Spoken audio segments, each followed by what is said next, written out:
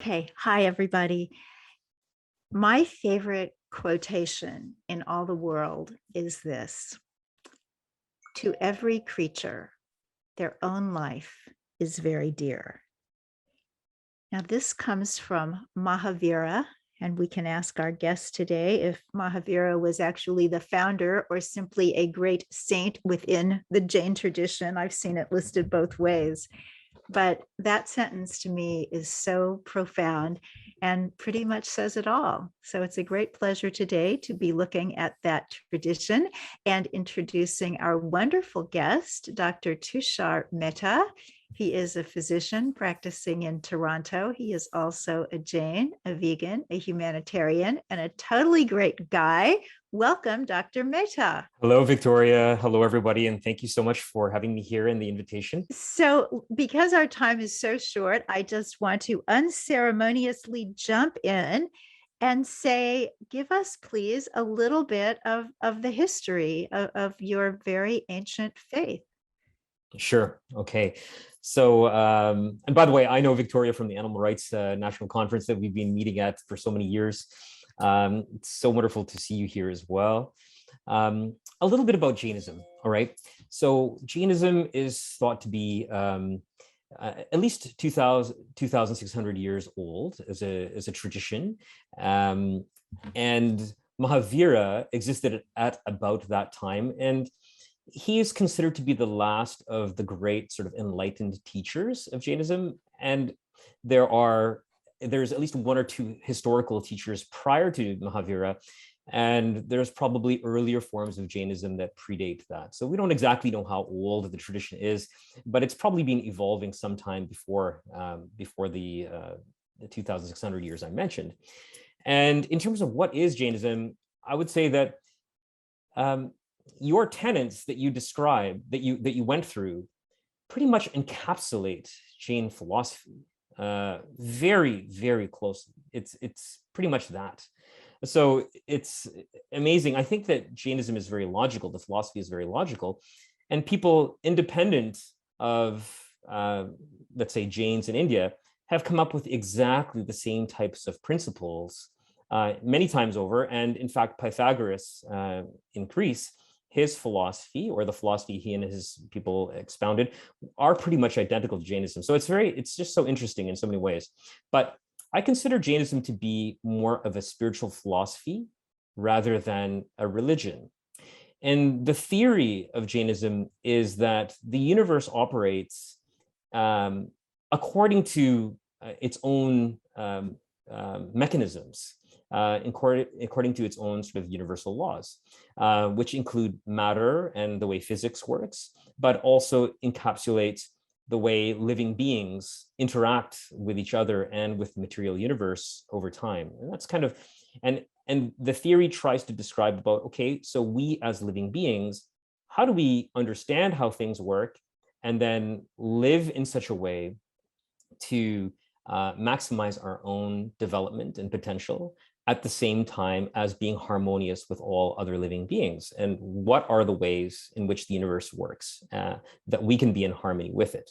Okay, so that's Jainism as a philosophy, and the principles that are then thought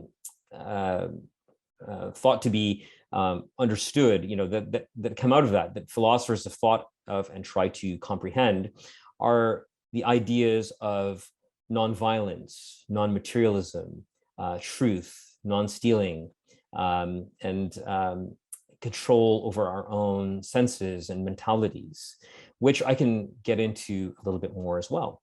And living beings are thought to evolve over thousands or millions of years in the universe. So there's an idea of karma and reincarnation, in the sense that as we develop, our life may exist for a short duration as a manifested living being, but even as that life ends, we've developed ourselves and collected different kinds of karmas, negative, positive, whatever, and those follow us into our next life, and we continue to develop ourselves and release or accumulate different karmas. But over time, work towards a higher state or some type of enlightenment. And that's sort of the idea of a soul's journey, but also the journey of all souls in the universe. Okay. So this idea of self-realization, self-development, but interconnection with all other life is very important in Jainism.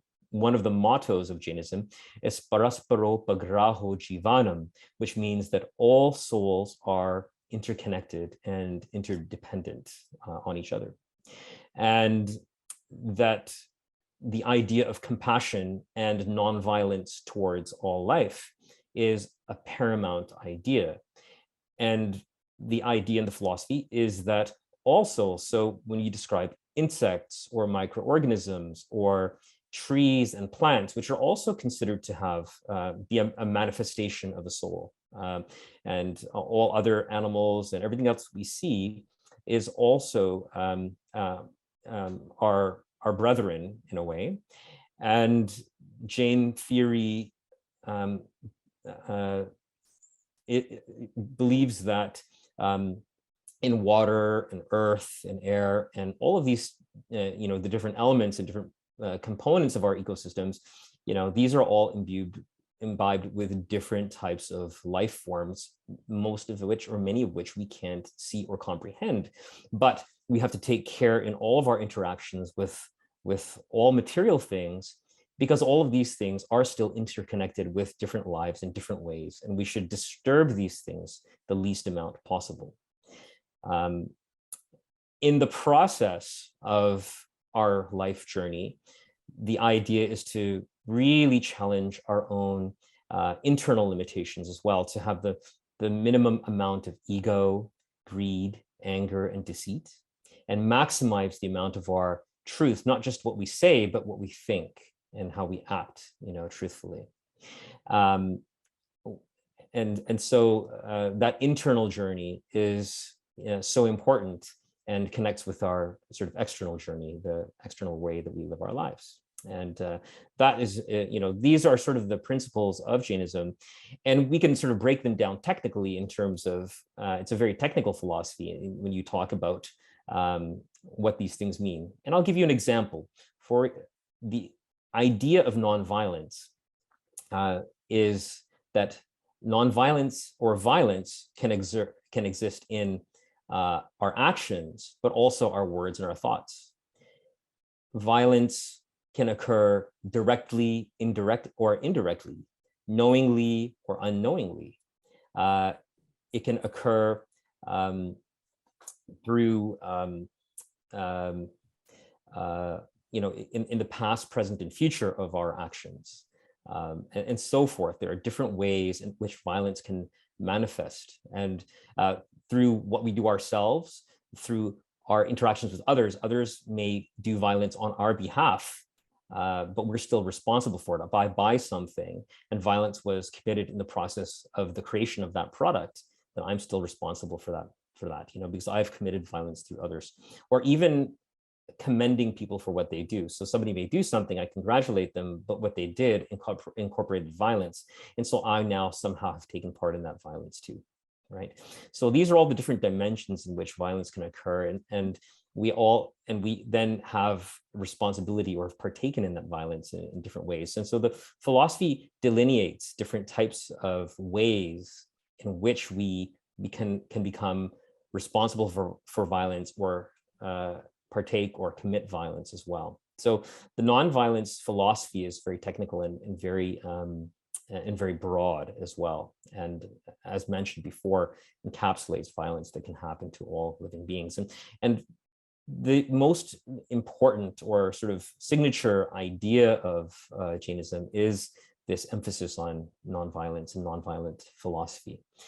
So I think that sort of encapsulates some basic things about Jainism, even though it may not be everything. How does this translate, Dr. Mehta, into daily life? How do you live differently as a Jain physician in Ontario than if you were just some other kind of physician in Ontario? Well, I think at the end of the day, we're all humans, and Jains don't necessarily distinguish. we all live by these same universal laws, whether we call ourselves Jain or not Jain or whatever it is. So I'm not sure how much it necessarily distinguishes us, but here's the idea that on the one hand, the ideal that Jainism espouses is that one day we could release ourselves from all material things and live as sort of a monk or nun in the natural world, have the least amount of material things, even not necessarily have clothes, and focus exclusively on our spiritual development and the absolute minimizing of any material interaction that we have.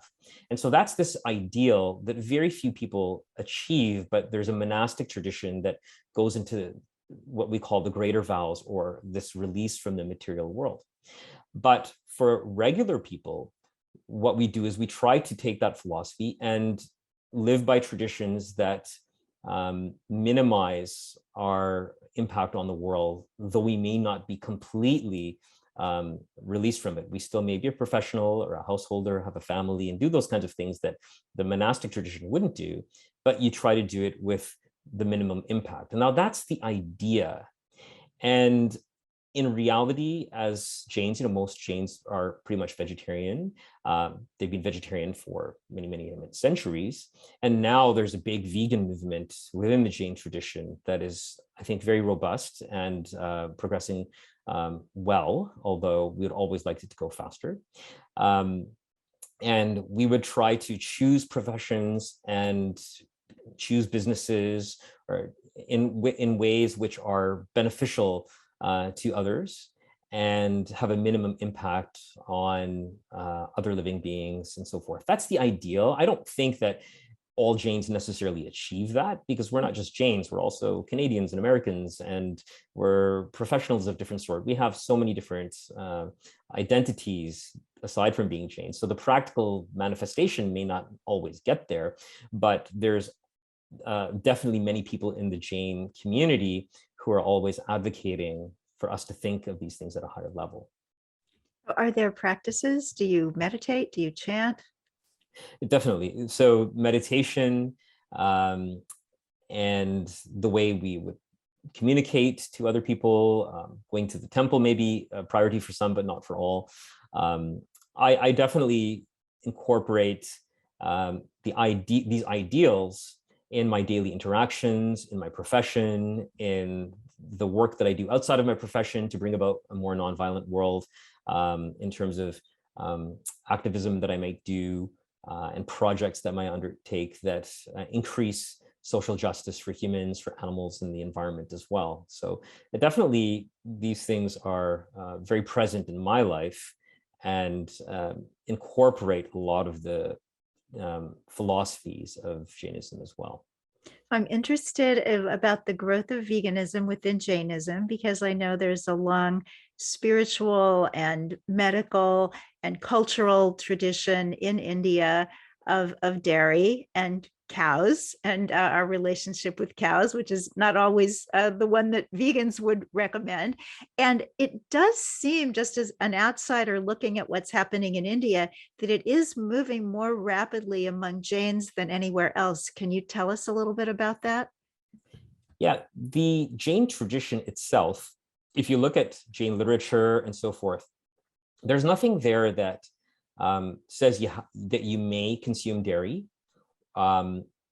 or that that dairy or cows have a role in the religious tradition, that we must utilize them for different religious practices or anything like that, right? The idea in Jainism is that all life is to be respected, and it's there. So, but over time, because Jains have lived in the subcontinent of India, we pick up a lot of traditions from people around us. So things that, rituals and those kind of things that involve using, let's say, ghee, which is clarified butter, in rituals and stuff like that, have then become, have entered into the Jain tradition or various Jain traditions. But it's not that they were there philosophically, but sort of over time. It's like living in Canada. Most of my Jain friends all celebrate Christmas and do Christmas things and might put up a Christmas tree or so forth, just because we live here and we've incorporated that. And that's how it comes in. But the idea of nonviolence, so there is paramount. So many of these things kind of contradict the philosophy when you see Jains using dairy or so forth, right? And also over time, as an agrarian society and so forth, I think Jains did end up using animals for farming and all of these things, but tried always to have the best life for those animals and have animal sanctuaries for retired cows, would not slaughter cattle and so forth. But those things are outdated now, right? Because we don't depend on animal draft power for agriculture or any of those things anymore. So veganism is very much a growing ideal amongst Jains. That's what I should say. A very much growing ideal amongst Jains. And I know, over 100, maybe 200 Jains were now vegan, and it's growing. It's growing very fast. It's wonderful. Yeah. So in your own life and as you practice nonviolence and seek to make this a better world, I know that in addition to your veganism and your animal rights work, you have all sorts of interesting humanitarian projects going on. Can you tell us a little bit about that? Yeah, to me, first of all, I really believe that social justice towards humans and all social justice movements amongst humans, the environment, animals, are really just one issue. They are all very, very interconnected. And I've just tried to be a part of all of these things in my life. So currently, I work with a couple of projects in Haiti. Prior to that, I did some medical work in India. I'd spend 1 month a year working in a rural hospital in India. And now I work with a project in Haiti, taking a lot of my lessons that were learned in earlier projects. And now working in Haiti, we help run a school, starting a second school, family planning project, and women's education project, and so forth in Haiti. So that's very busy. I run a project called Plant-Based Data along with a small team. And we try to amalgamate all the technical information and academic information about plant-based diets, health, nutrition, environment, zoonotic disease, to make it available for other people to learn from. So that's a big project that I do. And I'm involved in some environmental groups over the years as well, including Sea Shepherd Conservation Society and so forth as well. So I try to take part in different things. And that is partly informed by my Jain philosophy and ideals as well. With the plant-based data, is there anything new and very exciting? Even just one thing that you might want to share? Yeah, I think one of the exciting things that happened was there was a movie called Milked, which you might have heard of. And the team that made that movie did consult the other co-founder of Plant-Based Data to get some of their information to use in the movie. And that's what our database is meant to do. It's meant to be used by educators, activists, policymakers, and others, because it's a mass of technical information that then somebody could use to efficiently distill for their own projects that are moving forward. I see.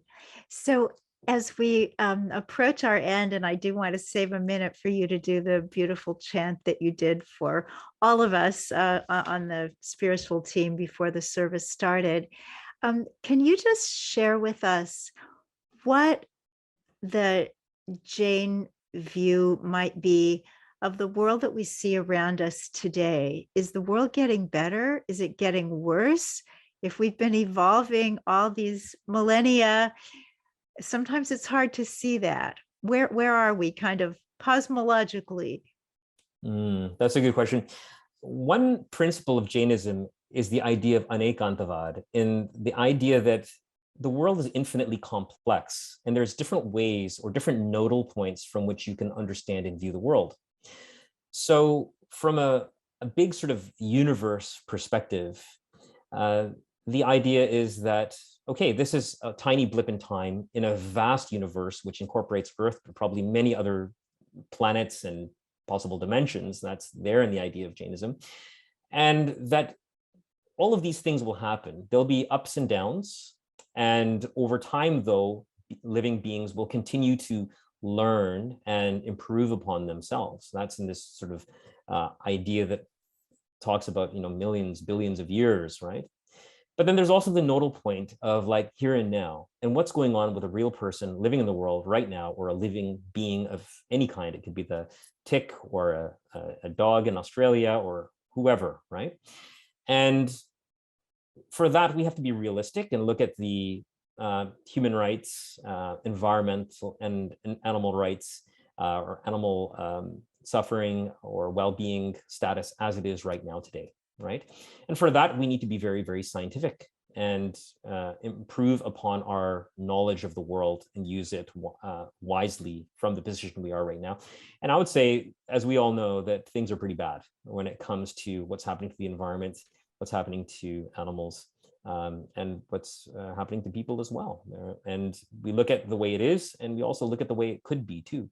So there are a lot of problems from that personal vantage. And then there's also that universal vantage. And we try to keep those things in mind concurrently. Thank you. I'm sorry to interrupt your beautiful thought, but we have come to the end, and I think we would all love to be part of the chant. So if you could do that for us, I will say thank you in advance, Dr. Tushar Mehta. Okay, and I will recite the chant, one of the sort of mainstays of Jain mantras, and explain it afterwards. So here we go. Okay, take a nice deep breath, just like we did before. Kamemi save jiva kamantu me ti me save boyesu viram mahajam nakinai. And the literal translation is, I forgive all living beings. May all living beings forgive me. I have friendship towards all and enmity towards none. And as just a small closing comment, I would like to mention that from the introduction that happened in today's session, that a couple of things, that Jains do very much respect insects. That in Jain theory, the soul has no gender. So there was something about gender diversity that was spoken about before, and that we can all be all kinds of genders, really, theoretically. And yes, and I think that what Jains in modern times don't appreciate enough is that our own philosophy that life permeates everything in some way. And that is very close to indigenous traditions as well, and something that Jains have to rediscover about our own ideals. And that's so important for the environment and for all life. Bless you. Thank you so much.